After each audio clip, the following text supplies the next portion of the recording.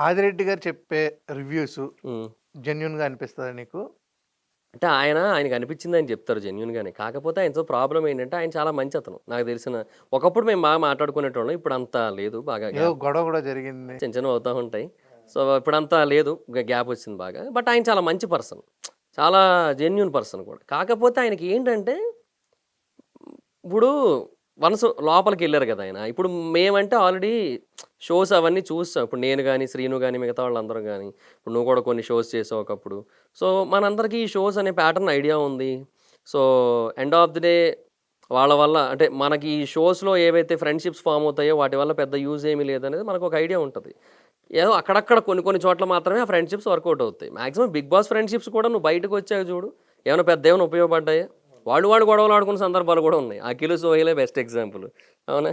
So, అందువల్ల ఏంటంటే మనకివన్నీ idea ఉంటది. ఆయనకేంటంటే ఆల్రెడీ ఎళ్ళాం గదా! సో, వాళ్ళతో కొంచెం ఫ్రెండ్‌షిప్ ఉంటే బెటర్. ఎందుకు అనవసరంగా శత్రుత్వం, ఎందుకు అనవసరంగా వాళ్ళ దృష్టిలో నెగెటివ్.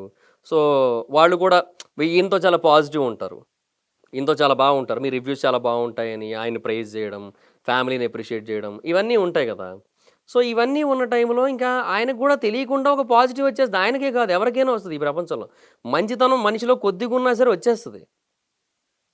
ఇప్పుడు నేనున్నాను ఫర్ ఎగ్జాంపుల్ నాకు గూడా ఒకరిద్దరు హీరోస్ ఫోను జేసి ఇట్లా మాట్లాడి ఇట్లా చెప్పారు. చెప్పినప్పుడు నాకు అయ్యో! చూడు వీళ్ళు మిగతా వాళ్ళతో పోలిసి ఈళ్ళెంత బెటర్ చూడు. పర్సనల్‌గా కాల్ జేసి అప్రిషియేట్ జేసి ఈవెన్ బాలేదన్నదాన్ని కూడా వాళ్ళు యాక్సెప్ట్ జేశారు. అంతకుముందు బాలేవని చెప్పినవున్నాయి వాళ్ళ సినిమాలు. సో, యాక్సెప్ట్ జేశారు గదా! సో, వీళ్ళు మంచోళ్ళు గదా! అనే ఫీలింగ్ ఉంటది గదా! సో, అది నెక్స్ట్ సినిమా మీద రిఫ్లెక్ట్ అయిపోద్దేమో అని నాకు భయం ఉంటది. అందువల్ల నేను చాలా జాగ్రత్తగా మళ్ళీ రివ్యూకెళ్ళే ముందు ఆలోచించుకొని అన్నీ ప్రిపేర్ అయ్యి ఎళ్తాను గానీ, లేదంటే నాకు మనసులో ఆ ఫీలింగ్ ఉంటది. వాళ్ళ మీద తెలియకుండానే ఒక పాజిటివిటీ వచ్చేస్తది. సో, అలాంటి ఒక పాజిటివిటీ ఆయనకి ఎక్కువొచ్చేస్తది.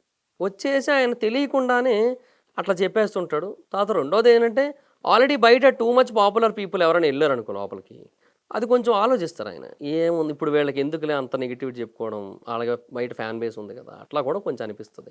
బట్ ఆయనైతే జెన్యూన్ పర్సన్. ఆయనేదో కావాలని ఫేక్‌గా చెప్పడం, అబద్ధాలు చెప్పడం అట్లుండదు.